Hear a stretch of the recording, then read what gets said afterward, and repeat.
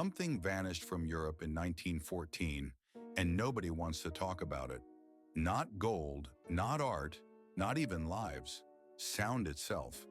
The systematic removal of hundreds of thousands of church bells under the guise of wartime necessity. That's the story we're told. But when you examine what actually happened, the official narrative starts to crack. Because the bells never came back, and the places they went don't exist in any records. For centuries, bells defined European life.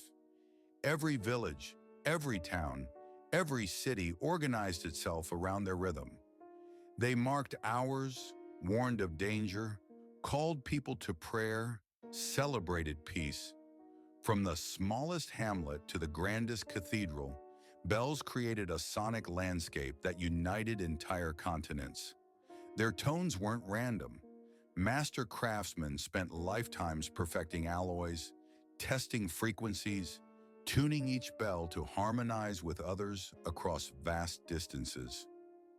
Then the Great War began. Within weeks, governments issued identical decrees. All bronze bells must be surrendered to the state. The metal would be melted down for cannons and artillery shells. Patriotic duty demanded the sacrifice. Newspapers printed the same justifications. Posters appeared overnight showing bells transforming into weapons of victory. Towns complied. What choice did they have? People watched as ropes were tied around bells that had rung for centuries. Cranes groaned under the weight. Workers lowered them carefully from towers where they'd hung since medieval times. Some townsfolk wept, others prayed, many stood silent as if attending a funeral. These weren't just objects, they carried memory. Every wedding, every funeral, every moment of collective joy or sorrow had been marked by their sound. Officials promised efficiency. The bells would be melted immediately, recast into instruments of war. Municipal records would track every shipment, every transformation. The archives still contain these documents. Stamped, signed, sealed, everything appears legitimate until you start checking the details. France reported losing over 40,000 bells. Germany stripped nearly every tower bare. Austria and Hungary followed suit. Across the continent, hundreds of thousands of bells disappeared within a 4-year period. Records show meticulous collection. Shipment manifests exist. But here's where it gets strange. The foundries never confirmed receiving them. Trains of cargo listed as en route simply vanished from documentation. Entire shipments signed off by any official, never verified by another. When the war ended and peace returned, towns began asking when they'd receive replacement bells. The responses were polite but hollow. Resources are limited. We'll send replacements soon. Soon never arrived. Decades passed. The towers remained empty. Historians explain this as bureaucratic chaos. Post-war economies couldn't afford replacements. Industrial priorities shifted. Standard explanations. Except the pattern is too precise. Specific regions were completely stripped. Not random villages, but carefully selected zones. And when researchers later tried to match military records of bronze usage with the amount of metal collected, the numbers didn't align. Too much bronze taken, too little bronze used in documented weapons production. Where did it go? More troubling are the photographs. Grainy images from the early 20th century show vast fields covered in bells. Thousands of them arranged in neat rows. Not scattered, not chaotic. Ordered, labeled. Some cracked, some pristine, some tall as men. All silent. The photographs exist in government archives, clearly dated and documented. But when researchers tried to locate these fields decades later, none of them could be found. No records of where the images were taken. No foundry logs. No shipment manifests explaining what happened next. The fields simply vanished from history A handful of eyewitness accounts survive. An elderly woman from southern Germany remembered soldiers taking her village's bells. They didn't melt them, she insisted. I saw them in the fields, lined up like soldiers waiting for orders. That word appears repeatedly in scattered testimonies. Waiting. The bells were waiting. For what? Nobody explained. Some communities reported hearing faint ringing at night when wind passed through the empty fields. An impossible sound, yet multiple sources describe it. Farmers mentioned animals refusing to graze near certain areas. Priests wrote about strange sensations, as if the ground itself hummed beneath their feet. When the war ended, the fields were gone. The bells were gone. The documentation explaining any of it was gone. Towns that once resonated with centuries of accumulated sound stood permanently silent. And in that silence, something shifted. People described it not as quiet, but as wrong. Letters from the period mentioned in mornings feeling strange, as if the world had lost its rhythm. Monks recorded that prayers felt incomplete without the bell's punctuation. It was as though an invisible layer of protection had been stripped away. Something fundamental about how communities organize themselves around sound had been deliberately dismantled, which raises the question nobody seems willing to ask. If this was really about metal for weapons, why did the most perfectly tuned bells disappear first? Why smaller damaged bells stayed behind, while the finest instruments vanished first suggests selection criteria that had nothing to do with metal content. A cracked bell contains the same bronze as a perfect one, yet collectors bypassed inferior specimens to seize those with the clearest tone, the truest pitch, the most harmonious resonance. Standard military requisition doesn't work that way. Scrap metal is scrap metal. You take what's closest, what's easiest to transport, what requires the least effort to collect. But the pattern shows deliberate targeting of acoustic quality over convenience. Teams traveled farther to reach remote monasteries with renowned bells than to strip nearby churches with mediocre ones. The selection process reveals priorities that contradict the official justification. If bronze for cannons was the goal, any bronze would suffice. The fact that acoustic properties determined which bells disappeared suggests the metal itself wasn't the primary objective. Something about the sound mattered more than the substance producing it. Consider the logistics involved. Moving a 5-ton bell from a cathedral tower requires specialized equipment, skilled labor, and significant time investment. Multiply that effort across thousands of locations. The resources dedicated to this collection operation rival those of major military campaigns. For simple scrap metal acquisition, the cost-benefit analysis makes no sense. Melting down statues, railings, or industrial equipment would yield bronze far more efficiently. Yet governments prioritized bells specifically. They allocated manpower, transportation, and administrative oversight to an operation that, by conventional economic logic, was wastefully inefficient. Unless the bells themselves held value beyond their material composition, the arrangement of bells in those mysterious fields adds another layer to this puzzle. Aerial perspectives of the few surviving photographs reveal geometric precision, not the random dumping you'd expect at a collection point, but deliberate positioning following mathematical relationships. Bells of certain sizes grouped together, specific intervals maintained between rows, orientations aligned to cardinal directions.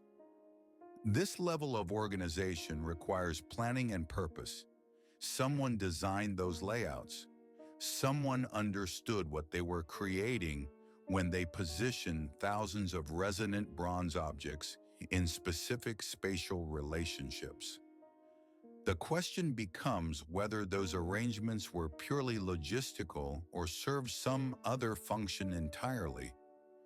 Modern acoustic engineers examining the photographs notice something remarkable.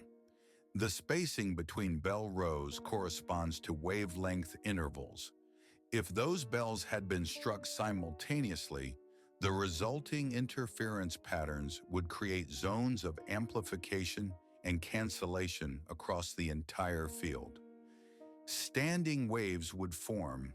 Resonant nodes would appear at predictable locations. Whether this was intentional remains unclear, but the mathematical precision of the arrangements suggests knowledge of wave mechanics that supposedly didn't exist in practical application at that time. The fields weren't just storage.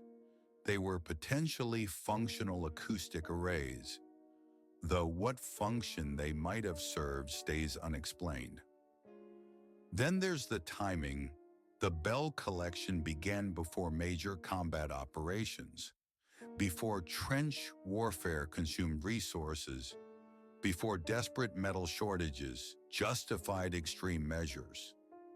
The decree went out in the early weeks, when stockpiles remained adequate and supply lines functioned normally. The urgency suggests anticipation of need rather than response to existing shortage.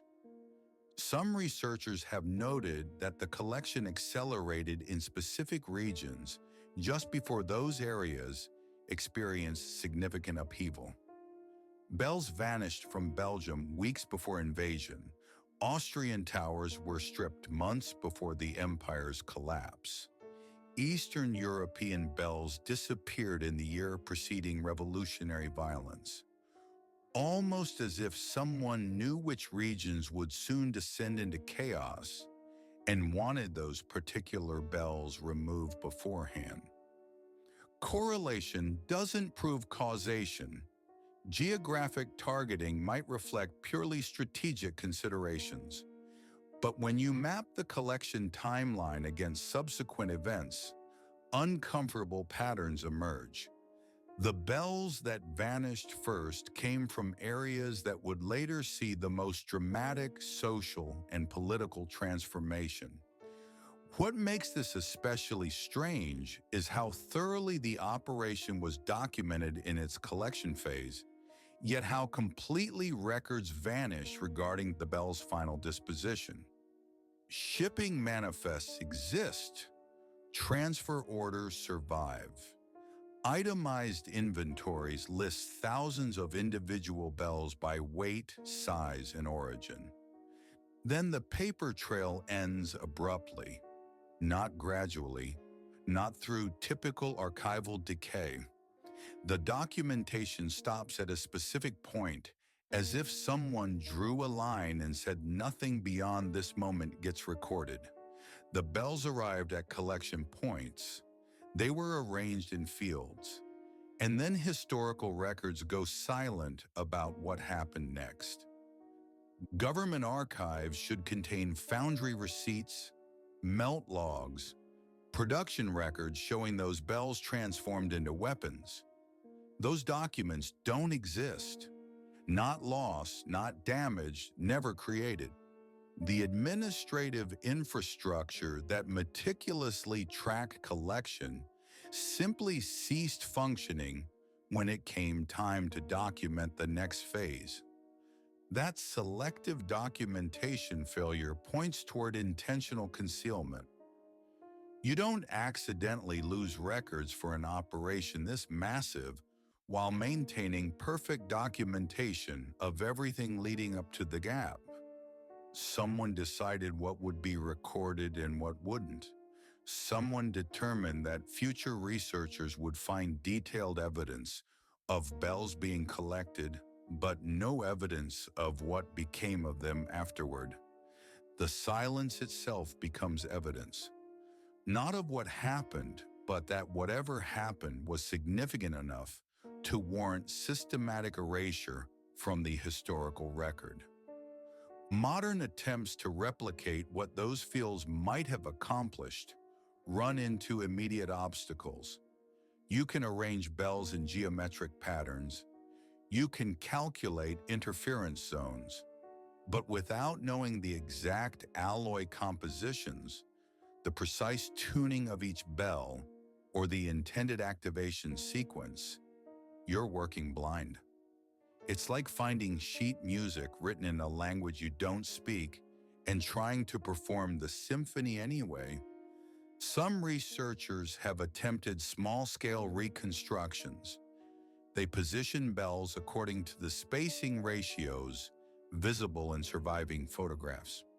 When struck in sequence, certain arrangements do produce measurable effects, temperature fluctuations within specific zones, shifts in local air pressure, standing wave formations that persist longer than physics textbooks suggest they should. Nothing dramatic, nothing conclusive, but enough to indicate the arrangements weren't arbitrary. The problem is scale. The fields in those photographs stretched for acres, thousands of bells working in concert. Whatever effect they produced required that magnitude to function properly. Testing with dozens of bells in a warehouse doesn't recreate the conditions. You need the full array or you get nothing meaningful. Which brings us back to the central mystery. Someone understood this. Someone recognized that those arrangements served a purpose beyond simple storage, and that same someone made certain the arrangements would never function again. Consider the sequence of events.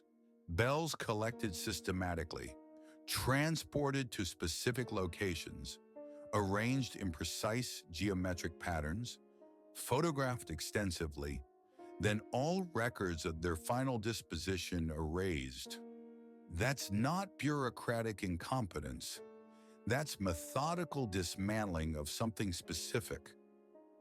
The timing matters too. This happened before the war truly consumed Europe, before desperate shortages justified extreme measures. The operation began when resources remained plentiful and coordination still functioned smoothly. Almost as if the war provided convenient cover for an objective that predated the conflict itself. Look at what replaced the bells, not immediately, but gradually over the following decades. Radio towers, telegraph lines, electrical grids, a completely different infrastructure spreading across the same landscape where bell networks once existed. Different technology, different frequency ranges, different purposes supposedly, but occupying the same strategic positions. Towns that lost their bells gained radio stations. Valleys stripped of tower networks received telegraph installations.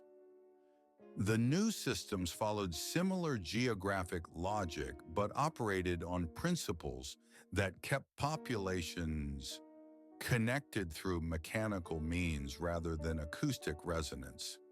You might call that progress, the natural evolution from primitive sound-based communication to modern electromagnetic transmission. Except the acoustic systems weren't primitive. They demonstrated sophistication that modern physics is only beginning to appreciate, and their removal preceded the new systems by years, creating a gap where no infrastructure existed at all. During that gap, something shifted in how communities function. The historical record shows subtle changes, increased social fragmentation, disruption of traditional rhythms. People describing a sense of disconnection they couldn't articulate clearly, Not dramatic collapse, but gradual erosion of something intangible. When the new electromagnetic infrastructure arrived, it filled the void but didn't restore what had been lost. Radio provided information, telegraph enabled coordination, electrical grids powered industry, all useful technologies. But none recreated the ambient resonance that bells had provided. None operated on frequencies that synchronized with biological rhythms or geological patterns. Whether that difference mattered depends on questions modern science hasn't fully answered. We know electromagnetic fields affect living systems. We know certain frequencies influence human physiology. We know resonance can organize or disrupt biological processes. But we don't know what specific effects continent-spanning acoustic networks might have produced or what their removal actually changed. The people who lived through the transition tried to explain it. Letters and diaries from the 1920s and 30s frequently mention how the world felt different after the war.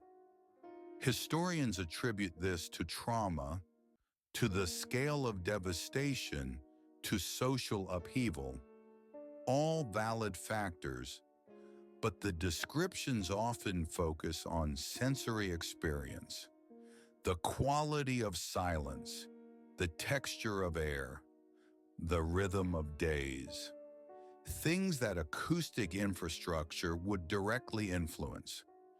We'll probably never know exactly what those bell fields were designed to accomplish. The knowledge required to reconstruct their function disappeared along with the bells themselves. Modern acoustic theory provides frameworks for speculation, but speculation isn't proof. What we can observe is pattern, a technology operating at civilizational scale. Systematic collection and neutralization of that technology, deliberate erasure of records explaining what happened, replacement with alternative infrastructure serving different purposes, and a silence that settled over the landscape. Not just absence of sound, but absence of something more fundamental. The bells haven't rung for over a century now. The fields where they waited have been plowed under or paved over. The towers that once held them stand empty or have been demolished entirely. The knowledge of how to cast bells that resonated with earth frequencies has been lost or deliberately suppressed. What remains is a gap in the historical record and a question that won't resolve itself. When you systematically dismantle technology that synchronize human settlements with natural rhythms and replace it with systems that operate on entirely different principles, you don't just change how people communicate. You change what they were capable of perceiving. The towers remain empty. The fields where thousands of bells once waited in geometric precision have vanished from maps and memory alike. Official archives contain meticulous records of collection, but absolute silence about disposition. That selective documentation gap tells its own story. We're left with fragments, photographs showing arrangements that suggest acoustic engineering beyond their supposed era. Eyewitness accounts of impossible sounds drifting across empty fields at night, mathematical patterns in bell placement that correspond to wavelength intervals, geographic targeting that preceded regional upheaval by suspiciously precise margins. Modern physics can measure standing waves and interference patterns. It can calculate resonance zones and frequency relationships, but it cannot reconstruct what a continent-spanning acoustic network actually accomplished when those bells rang in harmony. The knowledge required to answer that question was systematically dismantled along with the bells themselves. Perhaps that's the real story. Not what the bells became, but what their removal made impossible. When you strip away technology that operated on principles we're only beginning to understand, you don't just lose the technology, you lose the framework for recognizing what it was capable of accomplishing. The silence that settled over Europe in 1914 wasn't temporary. It's still there, embedded in landscapes where resonance once shaped daily existence. And every empty tower stands as testament to the night when sound itself became something worth erasing from history.